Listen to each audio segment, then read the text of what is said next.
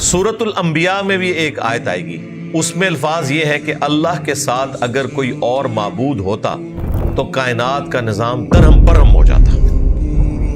ہر وقت لڑائی جھگڑا، ایک گھر کے اندر اگر دو طاقتور لوگوں میں ڈفرنس آف اوپینین ہو تو دنگا فساد شروع ہو جاتا ہے، دو بھائیوں میں لڑائی شروع ہو جاتی ہے۔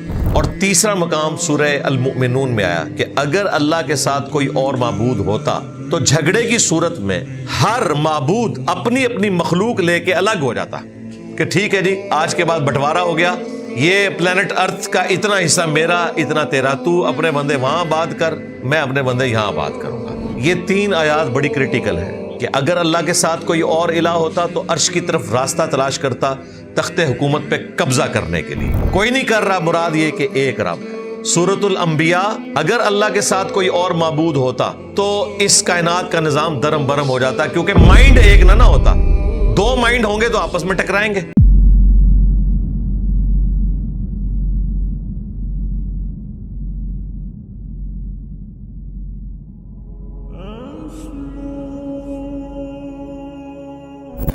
اب میرے بھائیو، یہ جو اگلی آیت ہے یہ وننس آف گاڈ کے اوپر قرآن حکیم میں تین مقامات کے اوپر ایکسٹراڈنری گفتگو ہوئی ہے، ان میں سے ایک مقام ہے قُلْ لَوْ كَانَ مَعَهُ آلِهَةٌ، اے نبی ان سے فرماؤ کہ اللہ کے ساتھ اگر کوئی اور معبود بھی ہوتا، پیرلل میں ایک سے زیادہ خدا ہوتے، کما یقولون، جیسا کہ یہ کہتے ہیں، اذا لابتغوا الى ذی العرش سبیلا، تو یقیناً وہ اللہ کے عرش کی طرف کوئی راستہ تلاش کرتا تاکہ اس تخت حکومت پہ قبضہ کر لے۔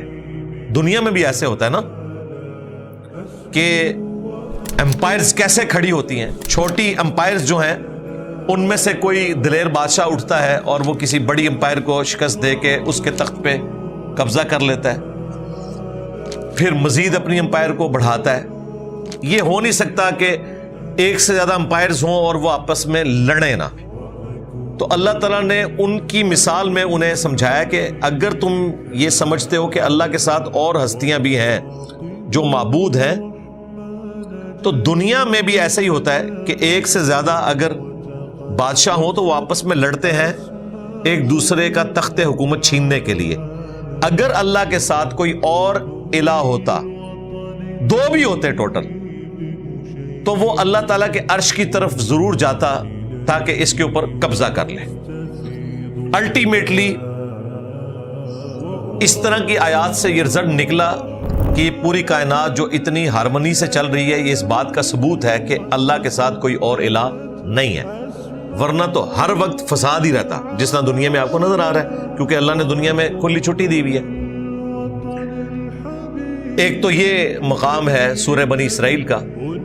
سورۃ الانبیاء میں بھی ایک آیت آئے گی، اس میں الفاظ یہ ہے کہ اللہ کے ساتھ اگر کوئی اور معبود ہوتا تو کائنات کا نظام درہم برہم ہو جاتا۔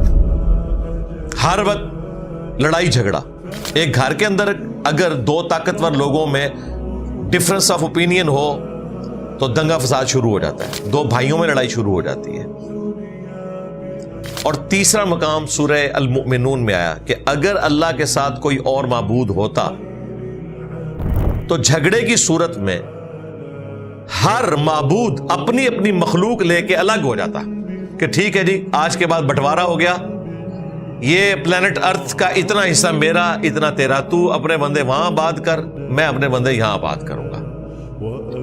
یہ تین آیات بڑی کریٹیکل ہیں۔ سورہ بنی اسرائیل کی آیت کہ اگر اللہ کے ساتھ کوئی اور الہ ہوتا تو عرش کی طرف راستہ تلاش کرتا تخت حکومت پہ قبضہ کرنے کے لیے، کوئی نہیں کر رہا، مراد یہ کہ ایک رب ہے۔ سورۃ الانبیاء، اگر اللہ کے ساتھ کوئی اور معبود ہوتا تو اس کائنات کا نظام درم برم ہو جاتا، کیونکہ مائنڈ ایک نہ ہوتا، دو مائنڈ ہوں گے تو آپس میں ٹکرائیں گے۔ انبیاء بھی آپس میں اختلاف رائے کر لیتے ہیں۔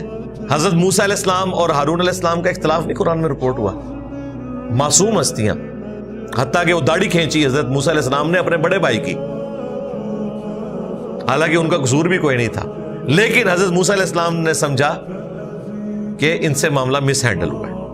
بہرحال دونوں انبیاء ہیں، تو یہ اللہ ہی کی شان ہے کہ وہ اکیلا ہے، ادروائز اللہ کے ساتھ کوئی اور الہ ہوتا تو نظام درم برم ہو جاتا۔ اور تیسرا مقام سورۃ المؤمنون کہ اگر اللہ کے ساتھ کوئی اور معبود ہوتا تو اختلاف کی صورت میں ہر ایک معبود الہ اپنی مخلوق لے کے سائڈ پہ ہو جاتا، بٹوارا ہو جاتا، لیکن ان میں سے کوئی کام بھی نہیں ہو رہا۔ یہ اس بات کا ثبوت ہے کہ اس کائنات کو ایک ہستی چلا رہی ہے۔ سبحانہ وتعالی عما یقولون، پاک ہے اور وہ بہت بلند ہے، برتری والا ہے، ہر اس بری صفت سے وہ پاک ہے جو لوگ اس کے بارے میں کلیم کرتے ہیں۔ علوا کبیرا، بہت بلندی والا، بڑی برتری والا۔ اور کیا برتری ہے اس کی؟ تسبح له السماوات السبع والارض، ساتوں آسمان اور زمین اسی کی تسبیح بیان کرتے ہیں۔ وَمَن فِيهِنْ، اور جو کچھ ان کے درمیان ہے سب اسی اللہ کی تسبیح بیان کرتا ہے۔ سبحان اللہ وبحمدہ، سبحان اللہ العظیم، عدد خلقہ ورضا نفسہ وزنۃ عرشہ ومداد کلماتہ۔ وَإِن مِّن شَيْءٍ، یہ مشہور زمانہ آیت ہے، اور کوئی شے بھی ایسی نہیں ہے الا یسبح بحمدہ، مگر یہ کہ وہ اس کی تسبیح کے ساتھ اس کی حمد بیان کرتی ہے۔ وَلَٰكِن لَا تَفْقَهُونَ تَسْبِيحَهُمْ، لیکن تم ان مخلوقات کی تسبیحات کو سمجھ نہیں سکتے۔ حقیقت بات ہے، ہم تو انسانوں میں مختلف زبانوں کو نہیں جانتے، اور اللہ تعالیٰ کی تو اتنی مخلوقات، 2 ملین سے زیادہ سپیشیز تو پلانٹ ارتھ پہ ہیں، 2 ملین یعنی کہ 20 لاکھ سپیشیز ہیں، اور ہر سپیشی کی تعداد اربوں خربوں میں ہے۔ سب کے سب اللہ کی تسبیح بیان کرتے ہیں۔ سورۃ الرعد میں آیا کہ یہ جو بجلی بھی چمکتی ہے نا، یہ بھی اللہ کی تسبیح بیان کرتی ہے۔ اسی طریقے سے صحیح بخاری میں آیا، ابن مسعود کہتے ہیں کہ بعض اوقات ہم رسول اللہ صلی اللہ علیہ وآلہ وسلم کے ساتھ کھانا کھا رہے ہوتے تھے تو ہم نوالے میں سے اللہ کی تسبیح کی آواز خود سنتے تھے۔ وہ پیغمبر کی موجودگی کی وجہ سے اللہ تعالیٰ صحابہ کرام کو ایسا ایکسپیرینس کرواتا تھا تاکہ ان کا ایمان اعلیٰ درجے کا ہو، کیونکہ انہوں نے پھر اس لیگیسی کو آگے چلانا ہوتا تھا۔ پھر وہ جو بخاری میں مشہور حدیث ہے، نبی الاسلام جمعے کے دن جب تشریف لائے مسجد میں تو ایک اونٹ کے بچے کے رونے کی طرح چیخ و پکار کی آواز سنائی دے رہی تھی۔ صحابہ کرام کو نہیں پتا چلا کہ یہ کون رو رہا ہے، لیکن نبی الاسلام کو پتا چل گیا۔ وہاں ایک کھجور کا تنا تھا جس سے آپ صلی اللہ علیہ وآلہ وسلم ٹیک لگا کے خطبہ دیا کرتے تھے۔ زندہ کھجور کی بات نہیں ہو رہی ہے، کھجور کا ایک تنا لگایا ہوا تھا، اترا ہوا۔ کھجور تو ویسے بھی آپ اوپر والا حصہ اس کا کاٹ دیں تو یہ واحد درخت ہے جو قتل ہو جاتا ہے انسان کی طرح۔ باقی درختوں کو آپ کاٹتے ہیں نا تو اس کی نئی شاخیں نکلتی ہیں، لیکن کھجور کا اگر آپ اوپر والا گلا کاٹ دیں نا جہاں فروٹ ہے تو وہ قتل ہو جاتا ہے، پھر وہ ایک ٹونڈی رہ جاتی ہے، کچھ بھی نہیں اس پہ۔ یہ ایک بڑا غیر معمولی درخت ہے، تو وہ پھر استعمال ہوتا تھا جس طرح آج کل آپ یہ بیم ڈالتے ہیں چھتوں میں، تو وہ اس وقت استعمال ہوتا تھا۔ اسی طریقے سے چھوٹے تنے جو ہیں وہ ٹیک لگانے کے لیے۔ تو بخاری میں آتا ہے ایک مدینہ شریف میں کوئی انصاری عورت تھی، اس نے نبی علیہ السلام کو گفٹ کیا ایک ممبر۔ تو وہ پہلا جمعہ تھا، آپ ممبر پہ تشریف فرما ہوئے، تو آپ کے ممبر پہ چڑھنے سے پہلے ہی اس نے شور مچا دیا۔ اسے پتا چل گیا کہ بھئی یہ، پھر نبی علیہ السلام اس کے پاس تشریف لائے، آپ نے اس پہ ہاتھ پھیرا تو وہ سسکیاں لیتا ہوا خاموش ہو گیا۔ یہ نبی علیہ السلام کے معجزات میں سے ہے۔ تو اس سے پتہ چلا کہ یہ مخلوقات بھی کلام کرتی ہیں۔ سنن نبی داؤد میں حدیث ہے، نبی علیہ السلام ایک دفعہ ایک انصاری کے باغ میں تشریف لے گئے تو فوراً اونٹ بھاگتا ہوا آیا، آپ کے کان میں ایک بات کی، اور نبی علیہ السلام نے کہا اس کا مالک کی طرح بلایا گیا۔ آپ نے فرمایا کہ یہ تیری شکایت لگا رہا ہے کہ اب میں بوڑھا ہو گیا ہوں تو یہ مجھے نہر کرنے کا ارادہ رکھتا ہے اور مجھ سے زیادہ مشقت لیتا ہے۔ تو انہوں نے کہا یا رسول اللہ، میں اب اس کو اللہ کی رضا کی خاطر آزاد کرتا ہوں۔ اچھا آپ دیکھیں اونٹ کو کیسے پتا چلا کہ اللہ کے نبی ہے؟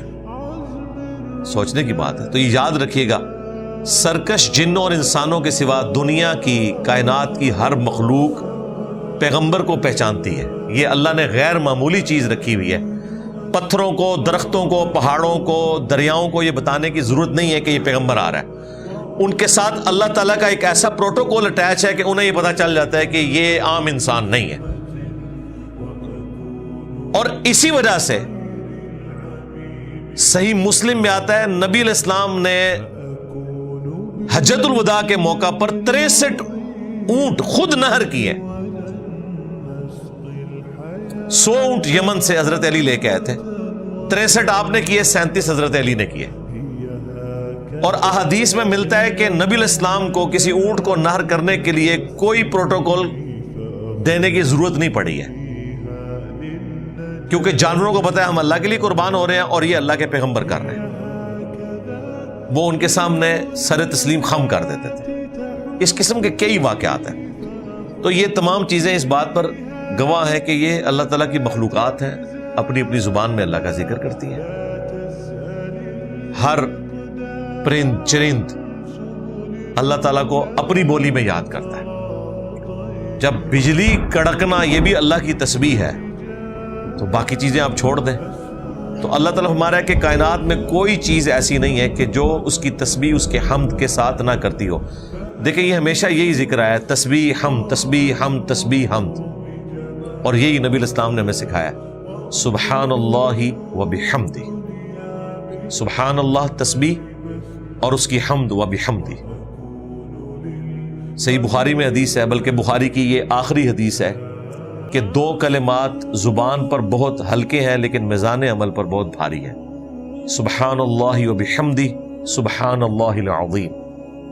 پھر بخاری میں یہ بھی آیا کہ اگر اس سے کوئی بہتر تسبیح ہوتی تو اللہ تعالیٰ فرشتوں کو سکھاتا۔ فرشتوں کی بھی تسبیح یہی ہے، سبحان اللہ و بحمدہ، سبحان اللہ العظیم۔ اور دوسری فارم میں بھی آئی ہے، سبحان اللہ، الحمدللہ، لا الہ الا اللہ، اللہ اکبر۔ تسبیحات فاطمہ بھی ہیں۔ تو یہ کلمات اللہ تعالیٰ کو بہت زیادہ پسند ہیں۔ انہ کان حلیما غفورا، بے شک وہ حلم والا ہے، بخشنے والا ہے۔ حلم اس کا ایسا ہے کہ شرک ہوتا ہوا دیکھ رہا ہے، برداشت کر رہا ہے، ایک ہی دفعہ پکڑے گا۔ اور بخشنے والا بھی ہے، اگر کوئی توبہ کر لے تو بخش دے گا، اور ایسا بخشے گا کہ سورۃ الفرقان میں ہے، شرک سے بھی اگر کوئی شخص توبہ کر لے دنیا کی زندگی میں، ہم اس کے گناہوں کو بھی نیکیوں سے بدل دیں گے۔